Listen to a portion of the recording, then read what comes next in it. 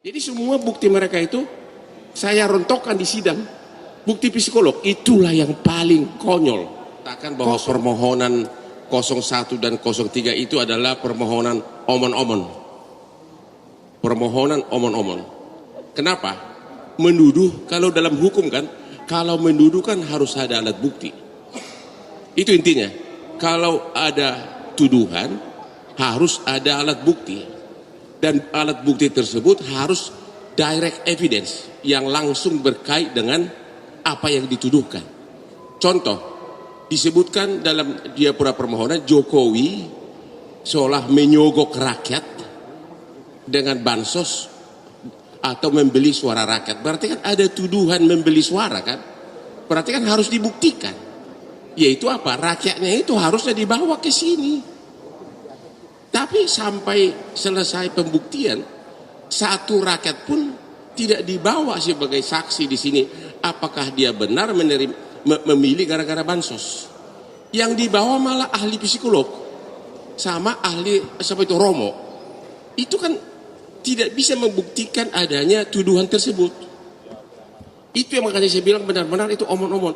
Kalau saya jadi pengacara mereka, itu namanya smart street lawyer, ya.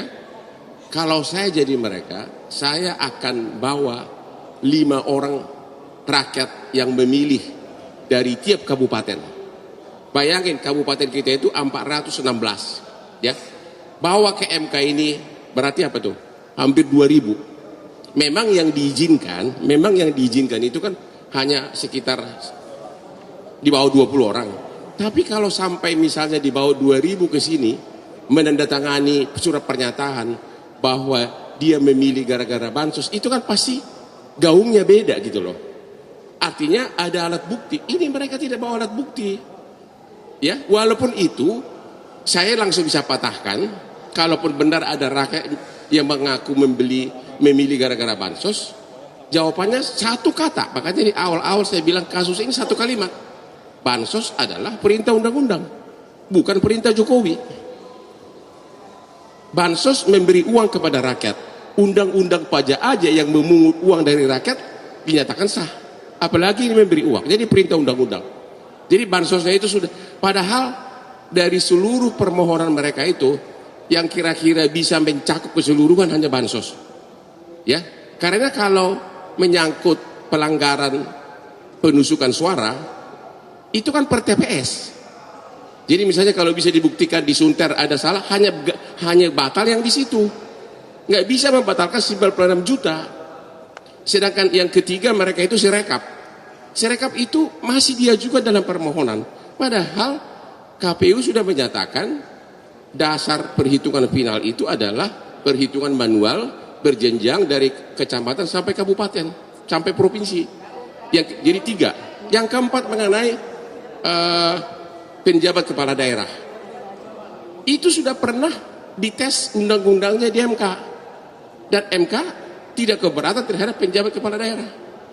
Jadi sama sekali mereka nggak ada bukti itu loh. Apalagi Bang Hotman nanti dari pihak ini datang nggak Bang? Siapa? Prabowo datang? Oh enggak, kuasa hukumnya udah di lantai 4 semuanya, nggak datang ya. Berarti optimis nanti MK mengaku. Saya di hari pertama aja sudah bisa bilang optimis. Di hari kedua saya bilang 100-0. Ya, karena ya bagaimana sih? Ya gimana bisa kalau kuasa hukum mereka dosen hukum tata negara, lawannya Hotman Paris yang sudah 40 tahun jadi pengacara jalanan. Ya benar loh.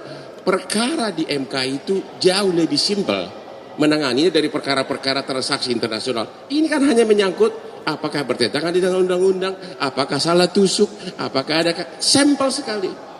Ya dia, coba pertanyaan mereka itu nggak ada yang menggigit satupun. Pokoknya nggak ada yang menggigit. Kalau Anda ikut sidang ketawa-ketawa, saya kok ini pertanyaan pengacara gitu loh. Coba, siapa itu ada pengacara dari 01, 03 tanya begini. Ini di hadapan sidang loh. Saudara saksi, kenapa bukan Yusril yang dipilih? Kenapa Gibran? Mana bisa pertanyaan begitu di sidang? Apa kaitannya? Kan nggak relevan. Jadi semua bukti mereka itu saya rontokkan di sidang. Bukti psikolog itulah yang paling konyol. 03 membawa ahli psikolog untuk membuktikan bahwa seolah-olah bansos itu adalah penyebab Prabowo menang. Ternyata tahu nggak, ada di Instagram saya itu, ahli psikolog itu mengatakan, kenapa Prabowo menang? Tahun 2014 orang takut sama dia gara-gara dianggap terlalu ingin berkuasa. Tahun 2019 juga orang takut. Tapi begitu dia gabung dengan Jokowi, dia menunjukkan sifat yang sangat kooperatif dan juga tidak menunjukkan rasa ambisi berkuasa.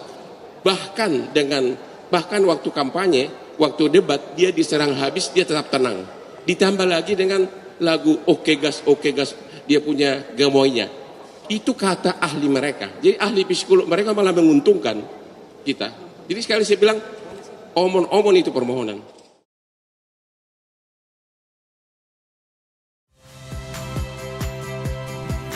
Saya Yasir Neneama. Saksikan program-program Kompas TV melalui siaran digital, pay TV, dan media streaming lainnya. Kompas TV, independen, terpercaya.